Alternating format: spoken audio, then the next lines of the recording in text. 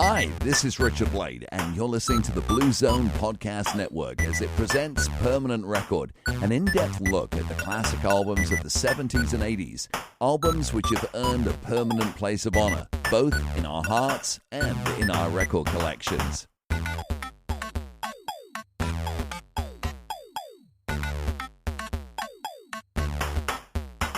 Hello, all you beautiful people. Just channeling a little Freddie Mercury there. Nice. Yeah. Hi, I'm Sarah, and across the table from me is Brian. One of the beautiful people. Oh, definitely. Yeah, we're celebrating the day after Freddie's birthday. That's right. Good old Fred. It's been a good holiday weekend so far. We're wrapping it up now, and now we're back here with you guys. Back to the grind. Yeah, it's not really a grind, but it may seem like it was a grind because this episode has been a long time in coming. Yes, I would agree. And part of that is that I'm just inept with this mixing board, evidently, because once again, even though I went out of my way to make sure that we didn't have bad audio for Jackie this time around like we did the first time, Yeah. I seem to have not improved it at all. Man. Even though it sounded fine in our headphones, Yeah. it did not record very well, so it's taken longer to edit once again. So that's why this episode has been so long in coming to you, and hopefully you will be patient with it and ignore some of the audio issues. Well, I know that you always do a really good job of making us sound as good as possible, given our limitations. I try my best. If there wasn't like a crazy COVID situation right now in the world, I would hire somebody to come teach me how to use this board, because in the beginning, when you listen to the episode for the first 9 minutes and 45 seconds or so, it's going to sound kind of strange. Okay. And that's because I had my voice so much louder than everyone else that I was distorting. Oh, no. And so I had to like do all this crazy stuff to the audio in our software to try to make it listenable. It fixed a lot of the stuff, but it made it just sound kind of odd. Okay. And then around the 10-minute mark, I realized that it was happening, so I fixed it in the recording. So then it's going to sound a little bit better. Okay. But if you have trouble with the first 10 minutes or so, just power through it. It's going to fix itself more or less, except for Jackie, who's going to be a little quiet then. Okay. Well, I think it will be all right. And I am excited to get back to this episode and this discussion of Now That's What I Call Music, the very first one that was issued. We're going to look at some songs on the second side of that, or the second album of that set. That's right. We each picked a song that we wanted to talk about and brought it to the table, and then had some fun just talking about pop music. Yeah. Oh, speaking of talking about pop music, no one pointed this out to me. They must have been kind and didn't want to point this out to me. But in the first part, I did notice when I was editing it that when we were talking about Duran Duran throwing Is There Something I Should Know onto their first album, Yeah. I said something about how new wave music didn't really catch on that big here in the U.S. as opposed to in the U.K. for the first 6-7 months or so. Oh. What I meant to say was new romantics. Okay. The new romantic scene didn't catch on here in the U.S. immediately like it did in the U.K. But I said new wave on the episode. Okay. So just correcting myself now, correcting the record here so I don't sound absolutely like I don't know what I'm talking about. No, you're fine. So this is our conversation with Ms. Jackie Clary. Yes. And we are tackling side 2 of that compilation you mentioned, or record 2. Now That's What I Call Music. Right. So let's join this conversation already in progress. All right, well, we are back with our friend Jackie and ready to discuss Disc 2 of Now That's What I Call Music Volume 1. Let me see if I can get Jackie here on the old-style rotary telephone that we have hooked up to the computer. Jackie, can you hear me? I can. Hey, guys. So thanks so much for having me back. We're glad that you could join us again. We are. Thanks for making time in your schedule to finish up talking about this award-winning compilation. Excellent. Looking forward to it. You know, since we last spoke about it, we've gotten some feedback on the Facebook and the Twitter. People seem to be digging the selections off of this compilation. Some people are even writing to us and saying, hey, this is cool, but the first one I ever got was That's What I Call Music Volume 4, or Volume 2 was another one that someone mentioned. They're like, I really hope that you guys talk about that someday. So at the end of the show, I'm going to ask you to consider coming back in the distant future, maybe next springtime or something, and do another one of these because people seem to dig it. Excellent. I dig it too. You can take the next hour and ponder your answer to my invitation. You don't have to tell me now. I'll think about it. All right. Okay. Got some time. So we're going to talk about Disc 2, Record 2. Yes. And I think this one had a lot of really good tracks on it that, once again, immediately got kicked off, right? Right. Yeah. You banned us from discussing them. You let me pick first, and I picked a great song. You did pick the one I had my heart set on, but after my initial disappointment, I realized, I'm still going to be able to talk about it. Well, right. It's just that you have to do all the work for it. That's right. I am looking forward to hearing what you're going to add to it. We'll see what happens. Ooh. So let's see. Why don't we let Sarah go first? And Jackie, your song, we're so jealous of it, we'll hold off and let you go last and make people wait for it. All right. It'll be a little sandwich. Girl, boy, girl. Wow. Sounds good. Ooh, yeah, risque. All right. Suddenly we need the parental guidance or the parental advisory thing on our podcast. I just had dinner. I have sandwiches on my mind. What can I say?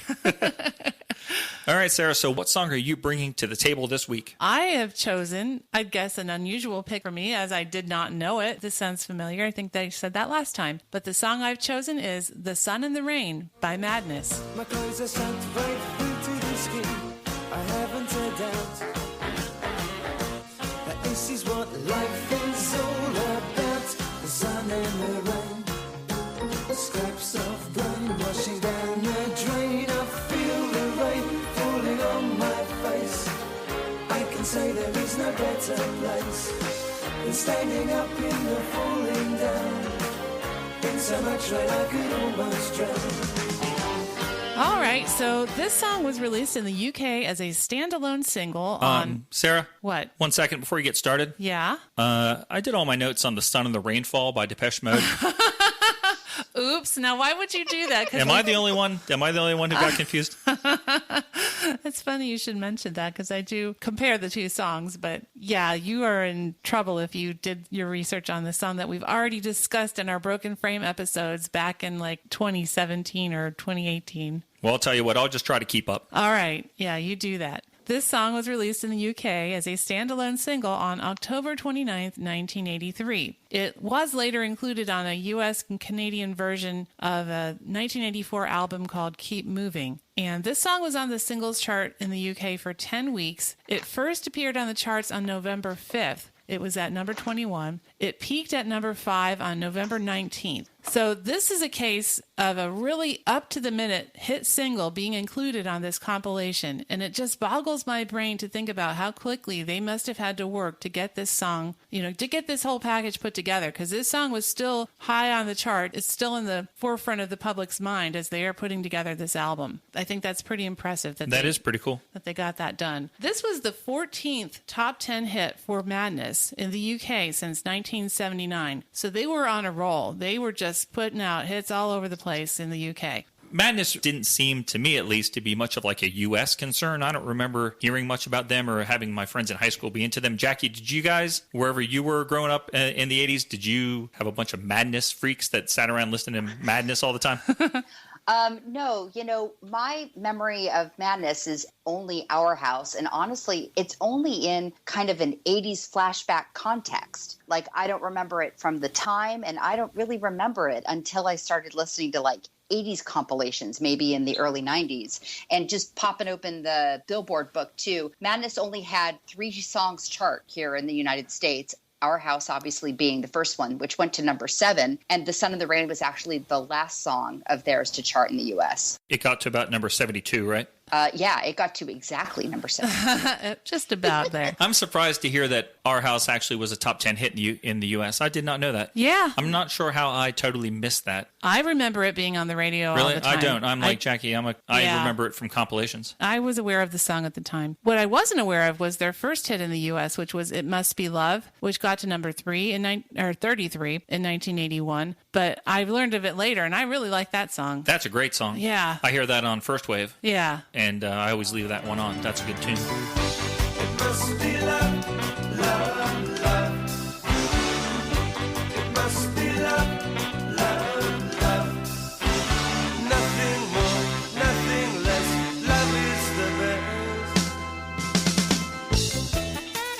best. Yeah, it's a really cute one. Anyway, so this was the 14th top 10 hit for Madness in the UK. Really impressive run of hits they had. Oh, yeah. They did really well. They had a lot of success over there. Did you look at the top 10 the week that this hit number 5? I did not. Did you? I did, and it's really interesting because Madness serves as like a very solid dividing line between 80s alternative in the top 10 and like your parents' pop music Okay. in the top 10. Madness was number 5. Okay. Below it on the charts, we had The Assembly at number 10 with Never Never, Culture Club at number 9 with Karma Chameleon, Men Without Hats, Safety Dance at number 8, The Cure, Love Cats number 7, and Adam Ant, Puss in Boots number 6. So from Madness on down, it's like very much 80s alternative. Yeah, and a lot of those songs are actually on this compilation too. Right. And then from Madness up to the number 1 position, we have Lionel Richie All Night Long at number 4. Shakin' Stevens, who we talk about, it seems like once every year, with Cry just a little bit. Paul McCartney and Michael Jackson, Say, Say, Say at number 2. And Billy Joel was at number 1 with Uptown Girl. Oh, wow. So you can see like a very clear dividing line there. Yeah, I would say so. That's really interesting. Just thought that was kind of cool. That's very cool. Yeah, thanks for that context.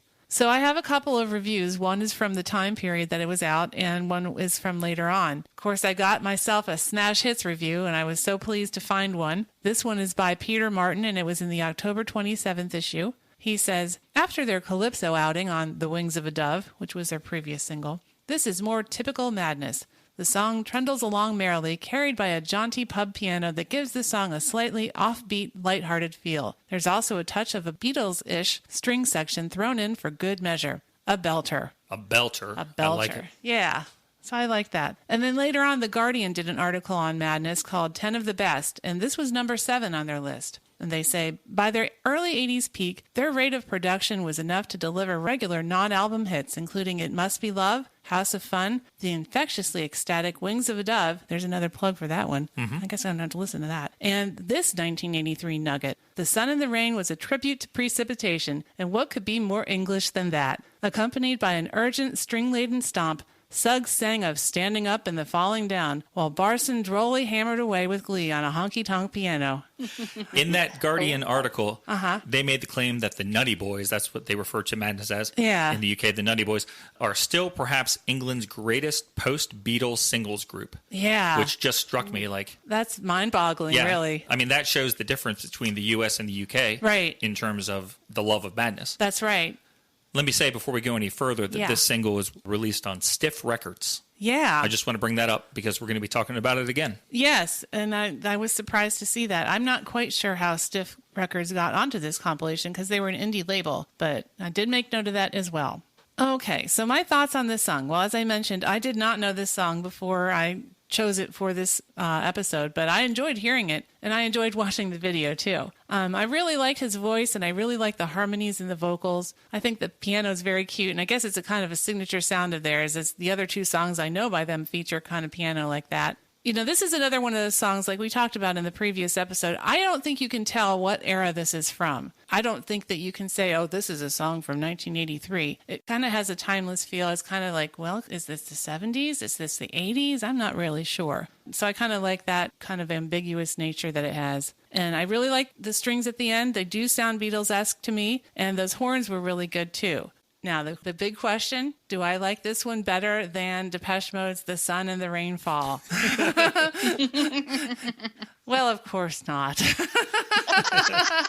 like, wow, was that even a question? I know. I like how that conflict there is forced yeah. into play simply because of the similarity of the name. Yeah, exactly. I have to actually bring it up, and I have to pretend like I'm considering that for a moment. Well, you know, this is quite a good song. I think it's very lighthearted and enjoyable. So I'm glad I chose it. I don't mind having it in my brain now, like as a song that I know. Was this your first time hearing this song, Jackie, or did you know this one already? Oh, no. It was definitely the first time. Or if I had heard it before, it had just kind of passed through. But, you know, as I sat there and watched the video and played it, the one phrase that kept coming up to me, which is a phrase I think of when I think of Madness, which is goofy joy. Total goofy joy. Yes. In that sense, I really liked it. Oh, good. I think that goofy joy, that sense of goofy joy is probably part of the reason why I don't have any history with Madness, because at the time that they were out and I would have had a chance to get into them in the early to mid 80s, I think I took music much more seriously. Like it had to be dark and it had to be Depeche Mode or it had to be The Cure or it had, you know, these guys who were having fun, obviously, and making goofy videos where he puts his finger in his ear. Yeah. Like I wasn't connecting to that sort of thing. Maybe. You know, there were plenty of groups that I listened to that didn't make the top 40, so it's not like I was afraid to search out other music. Yeah. I think it was just that the fun of this group didn't speak to angsty 15-year-old Brian. Yeah, maybe that's true. But I think it's the fun that actually makes them live on and how we continue to kind of discover them. And one of the reasons I think our house lives on and on and on and on because it's fun and joyful. And oh, yeah, you're definitely right. I'm not saying plug into. I'm not saying I was right in my I was a butthead. I should have been listening to this music because it's cool. So I definitely agree with you. Yeah, it is a fun song, but I think I've also seen things where people say they're underestimated, their songwriting capabilities, their musicianship is underestimated because they're goofy goofballs, you know? They just seem to be having fun, and yet there's actually some talent behind those goofy grins and silly antics. Well, it reminds me of something I brought up when we were talking about Duran Duran and is there something you should know? I think they obviously, we've talked about this, weren't taken very seriously by some critics and by some people because of how they looked. But when you strip all that away and you really hear the musicianship that goes into their work, then you realize that they've got some really great talent in there. And I think it's similar to what you were just talking about with the goofiness kind of sometimes overriding the true talent and musicianship behind it. Isn't it crazy that having an image like that detracts from people's perceptions of your musicianship? Duran Duran were too much pretty boys to be real musicians. Madness was too silly to be real musicians. Culture Club, he's a drag queen. He can't be a real musician. Like, who is a real musician? Yeah. Shakin' Stevens? Somebody who's ugly looking, I guess. I don't know. It's a paradox, isn't it? It is. Because we want to see the good looking people, but then we're like, oh, but are they really talented? Well, I don't know, because they're so good looking. You know, you can't be talented if you're good looking, or you can't be talented if you're a goofball. Oh, look at Weird Al Yankovic. He's a complete goofball. Oh, that's a great comparison. You're totally right. Because how smart and how talented is he? And the frizzy hair is just awesome. So. Yep, and he's still around today. He was just on the Goldbergs a few years ago. Yeah. Still touring, getting it done. And it's all, very incredibly intelligent things that he's doing to make these goofy songs. So. And his best songs are always like his original compositions. Yeah. So I thought this song was pretty good, too. The piano is, of course, a focal point, and that's probably because the song was written by their keyboard player, Mike Barson. This was his last single that he would write for the band until 2009 because he would leave the year after this and then come back when they reformed in the 90s. I thought the vocals were very nice. Yeah. This guy has a good voice. Mm-hmm. I like how he's singing, and I like what he's singing. The strings in the chorus are awesome. They come back at the end to very good effect. Has a nice guitar solo in the center. Yeah. Which then kind of evolves into like an instrumental break, but it starts as a guitar solo. It's a fun, upbeat song. In truth, though, I cannot picture American radio embracing this at the time period, which obviously it didn't. I'm not surprised by that just based on my knowledge of American radio. I can understand why people would like it, though, if they had a chance to hear it. Well, you know how I always like to put things into context. And so the chart that it debuted on, and it was only on the charts for 5 weeks. Is that what we said? I'm pretty sure we said 5 weeks. Yes, that's what it is. So the March 3rd, 1984 chart, there were a bunch of debuts that day, but the most notable, I think, and the highest ranking debut is at number 40 was Culture Club's Miss Me Blind. Oh, wow. I love that song. Yeah, totally different sound to this one. The number one on this particular chart is Van Halen's Jump. Oh, wow. That's like totally 80s. This song was on the charts for 5 weeks and only got as high as 72. It was just sort of killing time, floundering at the upper reaches of the chart there. Yeah. Kind of disappointing when songs do that. That's sort of what always happened to Depeche Mode back in the 80s. Oh, that's true. Yeah. But there's also something about, this is 1984, and 1984 being one of the best years for pop music ever. It's a tough year. If you're going to hit at 72 and kind of hang out, it's a year. Yep, you're right. There was a lot of really tough competition that year, even from the very beginning. So, yeah. Well, would you like to talk about the video? I'd love to talk about the video. Oh, good. Oh, well, please. I have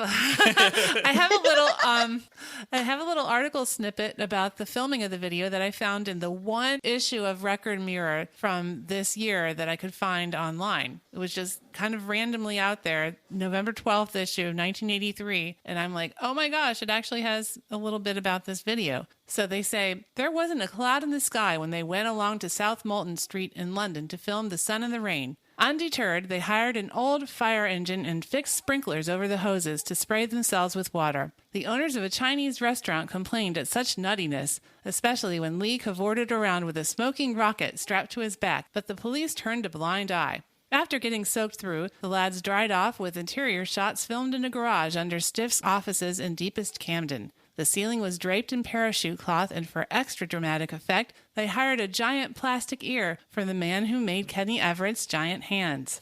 The video cost thousands less than those efforts by Spandau Ballet or Duran Duran, but it looks a lot better, says a spokesman for the Soggy Madness Boys. Oh, really? It looks a lot better, does it? Yeah, I don't know about that. Well, I'm really glad that you talked about the rain, because one of the notes I have is that the rain looks very soundstagey. And now I know why. And I was thinking this couldn't have been done on a soundstage. It doesn't look soundstagey except for the rain did, and now I know why. Yes, you called it. Yeah, it was fake rain. It was real outdoors, but fake rain.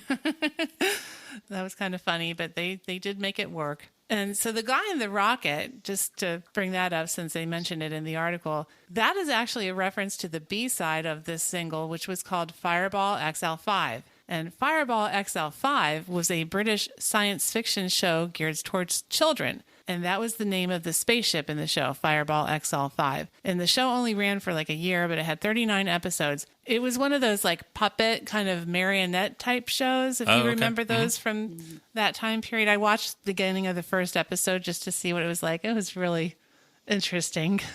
So that was not a reference to Thunderball. No, it was not. Darn it, I sort of thought it was going to be. No, it wasn't a jetpack from Thunderball. And of course, the stuff that they filmed inside and the interior shots, that's actually supposed to be inside Suggs' ear. Whenever he's like poking around in his ear, it's actually the band inside his ear playing this music, which I think is really crazy. Now, part of the reason I was not a huge fan of this video stems from that ear action, that hot ear action that's in this video. There's that one scene, I think it's probably the first time that something happens and we realize, oh, his ear is going to play a factor in this video, where like a little man in like a red suit sort of peeks out of his ear hole. And I suddenly had a flashback to the terrible parts from The Wrath of Khan. Yeah, I wondered if you'd have a flashback, because I did. Did you ever see that movie, Jackie? No, I didn't. Oh my God, there's this disgusting part where Khan puts these terrible looking slug creatures with pinchers into people's ears, and it goes into their brain and wraps around the cerebral cortex or something like that. Yeah, they just like burrow into your heads. Yeah, totally disgusting. Oh yeah, I was totally traumatized by that when I saw it in the theater when I was little. And since I didn't have that frame of reference, which sounds like maybe was a good thing, when I saw all the guys in red with the umbrella hats at the end, like all like doing like air guitar, or the guys, or they use the umbrellas as guitars. Yeah. So you know what that made me think of? No. That is my random 80s Halloween costume of the day. So when we were talking about the Lamal video, and it was Blue Fairy Girl, this one is like you get an all red with the red umbrella hat and you show up at a party, and what are you? Well, I'm one of the guys in the ear in the Madness video. Wow, that would be so... No one would ever guess that. No one. No, and they would either think that you're cool for being like so out of the box in music, or just... Really, why don't you just dress up like Boy George like everybody else? Yeah. So what are you going to go for now this Halloween? Are you going to go as the Blue Fairy Girl or the Red Umbrella Man? I don't know. Or maybe I'd go as a character of one of the other videos we're going to talk about. Oh, all right. That'd be good. Wow, that might work out really well. Wouldn't it be nice if we actually be able to go somewhere for Halloween? Yeah, for sure. You know what I find just a little bit weird about Madness? Like now that they're back and they're older, if you see them now, they always seem to be wearing like very, very dapper clothing. Nice like suits, jackets, and fancy hats and stuff. And you compare them to the way they look in this video, and they look so much better now. They learned how to dress, finally. Yep. You know, I think they had one of the best live British TV performances of the last 10 years. Did you guys see the Queen's Jubilee performances when they did back in 2012? I saw the parts that had people that I liked, like Brian May, and I think I watched Daniel Craig in the beginning. But I didn't see Madness. And Robbie Williams was really great, too. But Madness's performance was fantastic. They're on top of Buckingham Palace. Oh, nice. And so then they project onto Buckingham Palace all these different sites of London. So the palace becomes this big video screen, essentially. And then on the top and the right, there's the band live standing on top of the palace doing Our House. That's cool. That's great. It's very cool. You got to look that up. Oh, I will. Sorry to digress off your song, though, Sarah. No, that's okay. That was good Madness trivia that I didn't have, so I appreciate that. Sarah, I gotta say, I like the song. I was surprised how much I like it, Yeah. not because I have anything against Madness. I never think about Madness. So I did like the song, but I was really hoping you were going to come through big time with this video like you did last time. Oh, I know. With the Interpol adventures The of world-changing video. of Lamar. Yeah. Unfortunately, Madness came up a little bit short compared to the awesomeness of, what was that song called? Only for Love. Only for Love, yeah. Only for Love. Have you been playing that like all the time now, Sarah? Well, no, because we've moved on since then. Can I say one more thing about the video, though? Absolutely. You know that scene at the very beginning? They're at the British Boot Company. Yes. I got my favorite pair of Docs there. No way. No, really? Yes, I got my favorite pair of Docs there in 2006. Oh my gosh. Oxbloods made in England. Very cool. Yes, just had to share Oh. because I so absolutely love those shoes and went there on purpose to buy them, and I love them. Oh my gosh, that's a great connection. I love it. So, Sarah, is that it for Madness? I think I am done with Madness for now. All right. Well, then let's move on to another track from this compilation. And this is my song. Okay. And this is a big hit from the band Simple Minds, and it's called Waterfront. Get in, get out of the rain. I'm gonna move on up to the waterfront. Step in, step out of the rain. I'm gonna walk on up to the waterfront. Say 1 million years from today, I'm gonna step on up to the waterfront. Get in, get out of the rain. Come in, come out of the rain. All right. Before we get into this song, simply because I think so highly of myself, I wanted to just talk about my history with Simple Minds, Okay. because it's a little different than what I think most people's experience is. Simple Minds back in the day, Don't You Forget About Me, and then the album that came out soon after that single, Once Upon a Time, I was pretty into those songs. The thing was with Simple Minds and Don't You Forget About Me, as you guys both know, that was not on a Simple Minds album. It was on a soundtrack. Right. And the band seems to have had a problem with that song at the time. They seem to have gotten over it now, but they weren't really looking to promote it or have it be on their next album. In fact, they don't. They don't include it on Once Upon a Time. So I thought Simple Minds was cool. The album Once Upon a Time was pushed on me by my friend Steve. A lot of times I have friends who we would fight about music, and I've mentioned it before, like my one friend Don, like Big Audio Dynamite. And since I like Depeche Mode, we hated each other's bands for no real reason. But for some reason with Steve, I guess maybe because I knew Don't You Forget About Me, I didn't immediately hate Simple Minds, even though he was always trying to push it on me. So I got that album from him and Once Upon a Time, and I really liked it, even though it was the beginning period of Simple Minds kind of getting a little bit more safe than what they had been. My best memory of Steve, he was sitting down in his chair in class, and I threw a thumbtack across the way, and it landed perfectly between his butt and his chair, and he sat on it. The look in his face just cracked me up so bad whenever he sat on the tack. His head whipped towards me, and he made like a big O with his mouth, and he was like, ooh! I could not have thrown that tack more perfectly if I got 100 more chances. It was so awesome. So then anyway, I lost interest in Simple Minds, and I think most of the world did as well. In 2012, though, they went through this really interesting period. They had been away for a little bit, and they came back and kind of working their way up again. And in 2012, it just all of a sudden, they sort of forced a focus on their first 5 albums. They toured only doing songs off the 5 albums, and the 5 albums came out in a box set. And it was just all of a sudden, you started seeing their name again, and you're suddenly saying like, oh, I've never even heard of the songs off these first 5 albums. I wonder if they were really good, like new wave albums. And then in 2013, they released like this awesome 3 CD compilation, greatest hit set called Celebrate. So at this point in time, I import all these things. I import Celebrate, I import the Times 5 collection of the 5 albums, the 5 times 5 live, and I get super into Simple Minds, like years and years after anybody else does. And after those imports, I got all their albums. Then the big thing was, hey, they are actually going to tour America for the first time in like 20 years. Yeah. So I was really excited, got to go see them, and this is my favorite concert experience of all time, probably. What? Wow. Not the concert itself, not the Okay. show, but what happened to me at the concert. And this is basically why I wanted to talk about my Simple Minds history, because I wanted to tell you guys this story. Okay. Sarah, you were there. You'll know what I'm going to Yeah. talk about in a second. So we're standing in the crowd. It's at this place in D.C. called the 930 Club, and it's standing room only. And we're standing there before the show, and this guy comes in, and he stands to my left, and he's by himself. So as we're just hanging around, I start sort of talking to him just because he doesn't have anyone there. And we're talking about Simple Minds, and he was like, oh, man, I'm so excited. So excited. I've been wanting to see them live from the 80s. I'm sure you know, you're the same thing with you. And I was like, no, actually, I just got into him last year. I'm really excited to be here, but I haven't been dying to see him for 20 years. And he was like, it's going to be so good, dude. You're going to love it. Just wait till you see. Wait till you see. So they come out. There's no opening band. They almost start with Waterfront. Yeah, it was the second song. And as the show is going, that guy and I sort of get separated. As we're moving around, he starts to drift forward, and I think, well, he's out of my life. So the concert is over, and we're just sort of looking around, waiting for the lights to come on. We're going to start walking out, and I turn back just to look to see if this guy's anywhere that I could see. And I see him walking towards me from a couple yards in front of us. But I can tell he's coming to me because he's looking right at me. And he gets up to me, and I'm looking at him, and he's looking at me, and he doesn't say anything. And then he just bursts out in tears. He starts crying, and he says, dude, it was so good. And he walks up, and he wraps both his arms around me, and he's hugging me, and he's crying on my shoulder. And I was like, you liked it? And he was like, it was so good. And I was like, you're not going to drive yourself home, are you? Because he was so drunk. Yeah. No, man, I'm going to get a ride. And I was like, I hope you do. I hope you do. And I never saw him again or heard from him, but I'm going to assume he made it home safely. Okay. Wow. That's awesome.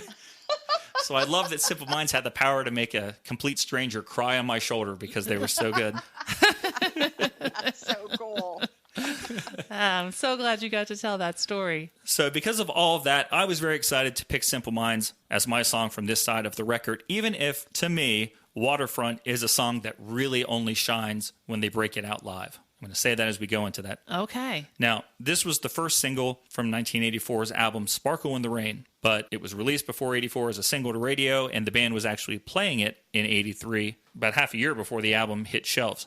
Now, in his review of the band's performance opening for U2 in Dublin in August of 83, Adam Sweeting said, the song's throbbing pulse and enormous sense of space suggested the way the band were thinking.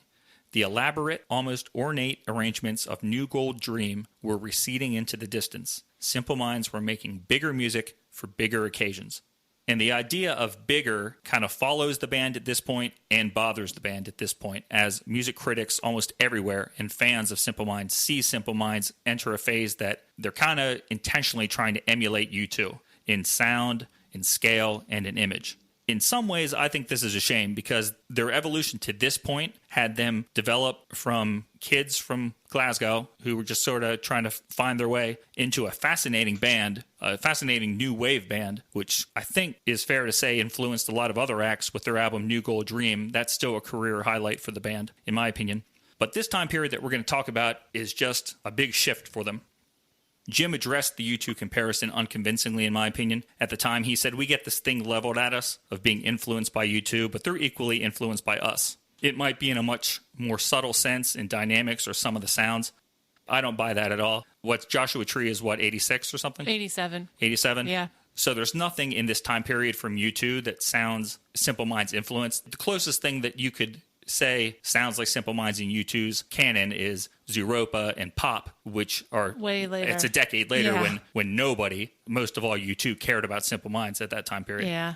And, he also shoots himself in the foot with his denial by hiring Steve Lillywhite to produce this record. Uh-huh. Lillywhite, of course, produced those first 3 U2 albums, Boy, October, and what's the other one? The Unforgettable War. Fire? War, yeah. So with this record and with this single, Simple Minds are no longer a new wave act, which they had been up to date. So this song, in my opinion, is a little bit sad for that reason. Oh, very interesting. Well, it's funny because they may have been trying to sound like U2, and I guess they were embraced in Ireland because this song got to number 5 in Ireland. Yeah, it did really well in Ireland. Yeah, I think that was their best chart performance. This song did really well in places where it did really well. It was released in November 83, to get the public excited for the album. Yeah. Top 20 in Sweden, Australia, and England, number 5 in Ireland, and number 1 in New Zealand. So, those are good numbers. Yeah. A few sources that I found, including an interview with Roland Orzabal in Classic Pop Magazine, mentions that this song and the beat of this song, the shuffle beat, is what influenced them as they were writing Everybody Wants to Rule the World. I know. So pretty cool. That's really interesting. Yep. So it is kind of cool. U2's inspiring Simple Minds. Simple Minds inspires Tears for Fears. It's just a a chain. Yes. The album version differs from this single version. I don't know if you guys listened to the single version or not. If you heard a version that starts with the drummer counting in 1, 2, 3, 4, dunno, that's the single version. Okay. If you hear the album version, it starts with the bass line Okay. and then leads into the dunno. Okay. So you don't hear the drummer counting. I listened to the video version, Okay. which starts with some atmospheric noise related to the video. Oh, yeah, and it's sort of like black and white footage of him walking around in a Yeah. litter-filled Yeah. area or something. Uh-huh. Yeah, so I don't, it's funny that you mentioned that is there a count in or is there not a count in? I don't think know. there was a count in on I the don't video. think so. Yeah. Okay. So let's talk about the bass line. What do you guys think about the bass line of this song? Because that's the thing most people talk about when they talk about this song these days. Isn't it a funny thing to talk about? Because it's one note. It's not like there's a lot to talk about. It's not like the bass line on Rio or something where there's like, oh, okay, really, clever and complicated. This is one note. If I were a bass player, I'd be snoozing, like this would be just so boring. Okay, so funny, Sarah, that you should mention that word. I'm an up with people kind of girl. I don't like to say negative things. And I came to Simple Minds very similarly in a way that you did, Brian, kind of similarly. Okay. And I'll talk about that in a minute. So I wasn't familiar with this song as a single. And I read too about how this evidently just rocks live. And I'm like, well, that's cool. And I would love to hear it live. But yeah, I actually find this song kind of boring. No, I'm with you. I think it is kind of boring as well. If I had to pick a single off that album is actually kind of boring too. Their second single was Speed Your Love to Me. I couldn't sleep away last night. I love to hold, love to see the fires in motion, love to feel the free world time tonight. Run till we come on, till we be. Speed your love to me. Run till we come on, till we be. Speed your love. That should have been the first single because it's at least kind of interesting. And then the third single on the Catwalk, man, that song's kind of boring too. It has a couple interesting parts of the vocal melody that are kind of exciting, the way he sings it. But there's just something about this time, like the bass and drums are loud. The keyboards are basically used only for atmosphere. There's no keyboard riffs. It's just Right. like a warm chord playing in the background as they're singing. And that's why I have trouble with this era of Simple Minds, because it's so different from New Gold Dream, and I love New Gold Dream. That was exciting, and it was fresh, and it was new wave.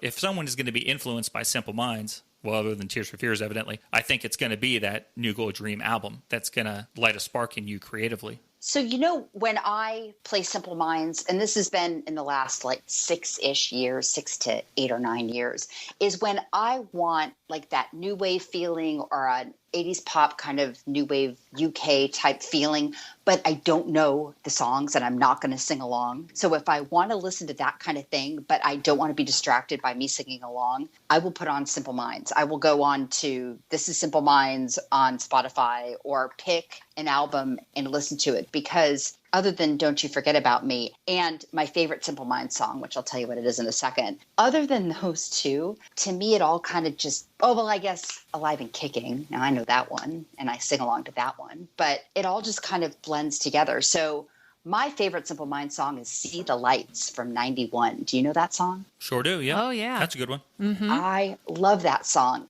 I came to that song, it was probably the early 2010s. So it's probably around the time they were kind of reemerging that you were talking about, Brian.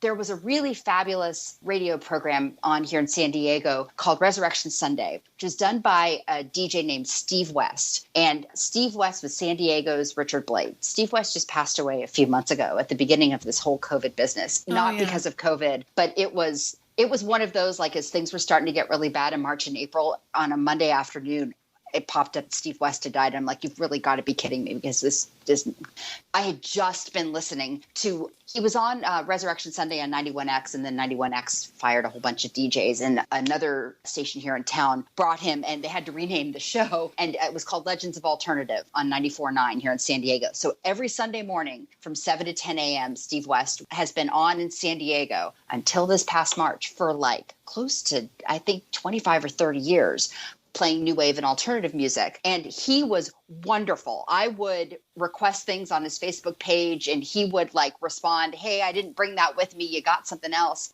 I have this very vivid memory on driving on the 163 here in San Diego, coming back from Balboa Park on a Sunday morning in 2011, 12, 13 in there somewhere, and hearing See the Lights. And I had never heard it before. I had never remembered hearing it before. And there was just something about that song and that time, and it just struck me. And that was before I was buying a ton of singles on iTunes. I mean, I must have been at that point, but I think I decided I wanted a record. I was up at Amoeba in LA shortly after that and bought a Simple Minds compilation that it was on. That was when I started listening to kind of more Simple Minds as a whole because of that song. And so about once a year, I would request See the Lights. And it was always a thrill to hear Steve West say, this is for Jackie, in his British voice.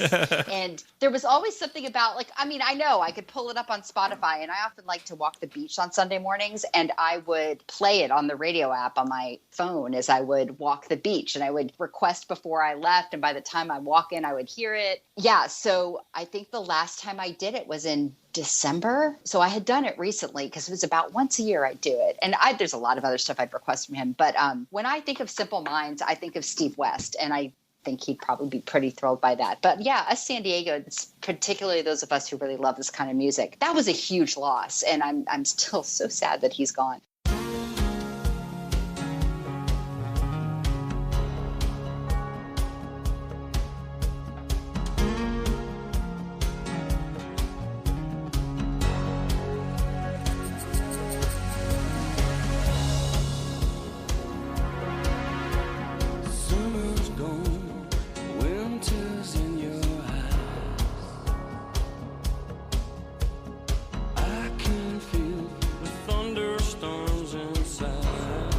Yeah, See the Lights is a great song.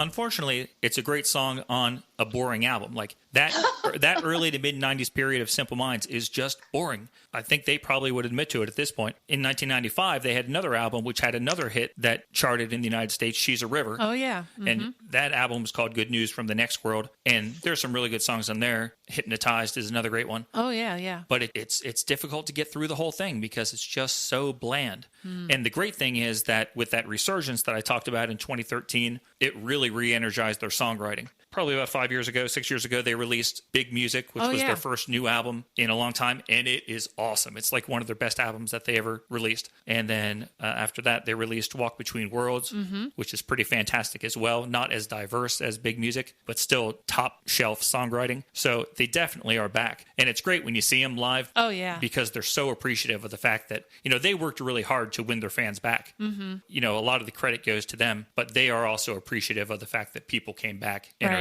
still enjoying their music, because they sort of shot themselves in the foot for about 10 years with the music they were putting out. I hate to say bad things about people too, especially groups that I love. But. Yeah, you're honest, Yeah. So Sarah, Jackie said it's a little boring. I said it's a little boring. What do you think about the song? I think it's quite simple. It is a really quite simple song, but it is really powerful. And I've seen it a couple times live now. I've seen it performed live on DVDs that you have. And it's powerful in that venue, in that performance of it. When you see it live, it does take on a different kind of life of its own. And I think it is repetitive, but it doesn't get annoying. And on this version of it, I really do think that Jim Kerr's voice is so powerful. I love his vocals on this. I think he does a really excellent job. He's an excellent singer, and I think he does do a good job singing on this. It's more the music that lets me down a little bit with this one. Yeah, well, there's not a lot going on. Like you said, we've seen this live twice now. It was the second song of the night on the Celebrate tour. And Jackie, what you heard is correct. This song is awesome live. And when we saw it live, I was jumping up and down. I was pumping my fist in the air. People were jumping all around me. It was electrifying. Right. But when you hear it on a studio version of it, it just doesn't have it doesn't connect in the same way. It's weird. Well, I look forward to seeing it live sometime. I hope that happens. I do have to ask one thing, though, about when you see it live or when you've seen Simple Minds live. Does Jim Kerr hold the microphone in that very strange way that he does in the video? Oh, boy. Please answer that question for me. Well, gone is the era of wired microphones, so... That is hilarious. Oh, my gosh. The way he holds the microphone in the video. We were saying here the strength of the song is the live performance of the song. Well, the video is just a live performance clip. Right. Trying to play off the strength here.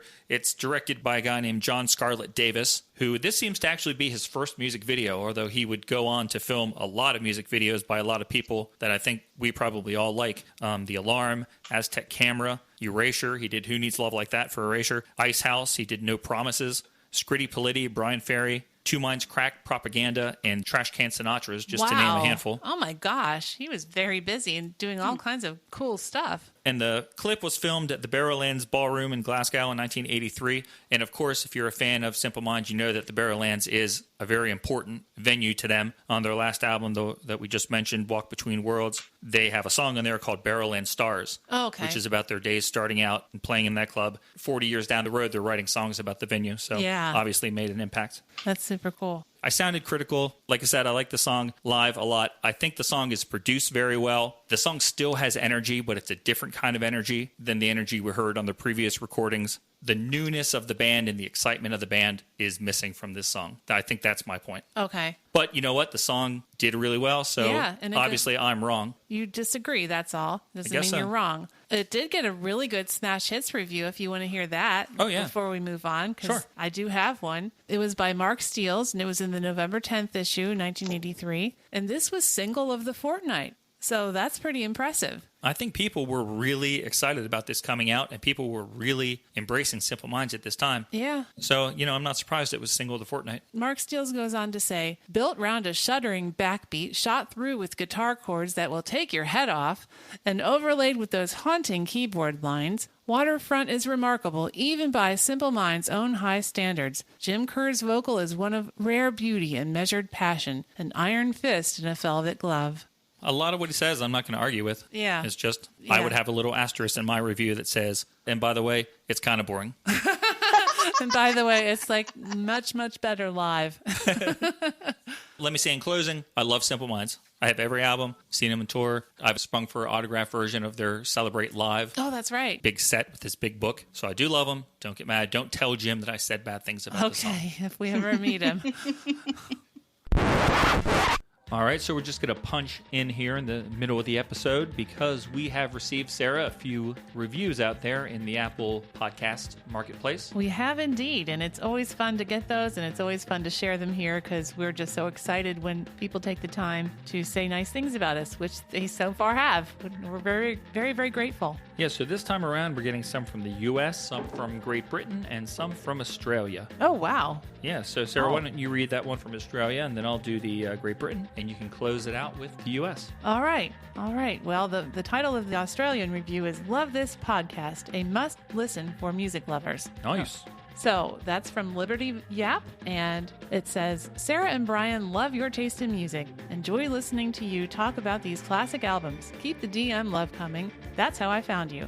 Well, DM is always going to have a place here on our podcast. Oh, we talk for about sure. even I'm noticing even as we talk about completely unrelated bands, we can't help but talk about them. Like when you were talking about in this episode here about the Star Hits review, and you're like, well, in that issue, the single of the fortnight was "Love It Itself" by Depeche Mode. Yeah, I couldn't help but bring up that little tidbit because I knew we would be interested in it, and I figured a few other people might find that interesting too. Yep. So we're always happy to talk about Depeche. Oh yeah. So thanks so much for the 5-star review, and we're glad that you found us, and we hope that you will keep listening, even if not every episode focuses on DM. Right. We'll always return to DM. We will. So thanks for the review. Let's see. The one that I have is from Great Britain, and it is also a 5-star review. It is from Mr. Day. Oh, nice. And the title is Superlative. Wow. And Mr. Day says, Brian and Sarah are two of the most engaging, likable hosts of any podcast I've heard. Wow. Wow, that's very kind. Their knowledge is spot on, and I look forward to all episodes except the Bond ones. Oh, well. Well, please keep in mind that those are not episodes about the Bond movies. Those are episodes about the Bond music. Right. So if you just kind of hang out and wait a little while, eventually it's going to talk about artists like Duran Duran and Aha. And maybe you'll enjoy those episodes. Yeah, it'll be a while till we get to them, but yeah, they'll be coming, I think. We're working our way up.